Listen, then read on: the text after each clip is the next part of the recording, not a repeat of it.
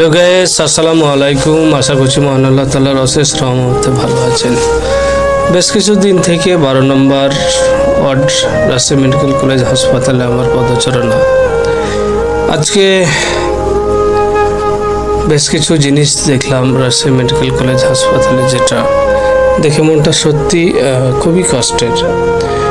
আমরা জানি না কেন জানি ভুলে যাই যে রোগীর সেবা করা শুধু মানবতা নয়, এটি একটি বড় ইবাদত।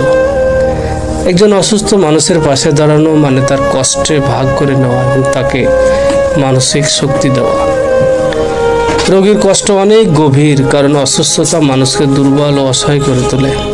তাই সামান্য যত্ন, ভালোবাসা ও সহানুভূতি একজন রোগীর মনে নতুন আশা জাগাতে পারে। ইসলামে রোগীর সেবার অনেক ফজিলত রয়েছে। হাদিসে এসেছে, যে ব্যক্তি অসুস্থ মানুষের খোঁজ নেয় ও সেবা করে, আল্লাহ তাআলা তার জন্য রহমত ও সওয়াবের দরজা খুলে দেন। মানুষের বিপদের সময় পাশে দাঁড়ানোই প্রকৃত মানবতা। আজ আপনি কারো সেবা করলে কাল হয়তো আপনার কঠিন সময়েও কেউ পাশে দাঁড়াবে। এই যে বিষয়গুলো আমরা কিন্তু জানি না কেন ভুলে যাই, কেন জানি না মানুষকে সেইভাবে মনে করি না। আপনি মানুষকে সহযোগিতা না করলে, আল্লাহ তাআলার সৃষ্টিকে যদি ভালোবাসতে না পারেন, আপনি প্রকৃত মুমিন এবং ঈমানদার নন। আপনার এই নামাজ, আপনার এই সালাত কিন্তু সেইভাবে কার্যকর হবে না। আল্লাহর সৃষ্টিকে প্রকৃত পক্ষে আপনাকে ভালোবাসতে হবে। আপনি অন্তত মাসে হোক বা সপ্তাহে হোক, আপনি একদিন যান, আর্তপীড়িত, কষ্টে বা রোগীর সেবা করে দেখুন, তাদের সহযোগিতা করুন, সাহায্য করুন। দেখবেন আপনি অনেক ভালো থাকবেন, আপনার অনেক ভালো লাগবে, আপনার আত্মতৃপ্তি আসবে।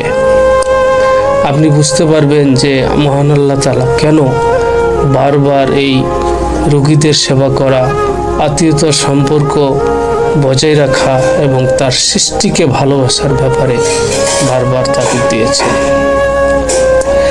আমি আশা করি এই রাজশাহী মেডিকেল কলেজ হাসপাতালে যারা চিকিৎসক আছেন, নার্স আছেন বা অন্যান্য যারা ডিউটিরত থাকেন, তারা কখনো যেন ভুলে না যান যে এই মানুষগুলোর অর্থের টাকাতেই কিন্তু আপনি আজকে একজন ডাক্তার, একজন নার্স, একজন স্টাফ, তাদের সেবা করাও কিন্তু আপনাদের দায়িত্বের মধ্যেই পড়ে। তাই আপনাদের সদ্ব্যবহার, আপনাদের ব্যবহার তাদের মুগ্ধ করবে এবং সুস্থতা হতে যেন সাহায্য করে, এটাই একটা বড় আশা করছি। তো প্রিয় গাইস, আজকের ভিডিওটা যদি আপনাদের ভালো লেগে থাকে, অবশ্যই একটা লাইক দিয়ে শেয়ার করে দিবেন এবং পাশেই থাকবেন। আসসালামু আলাইকুম।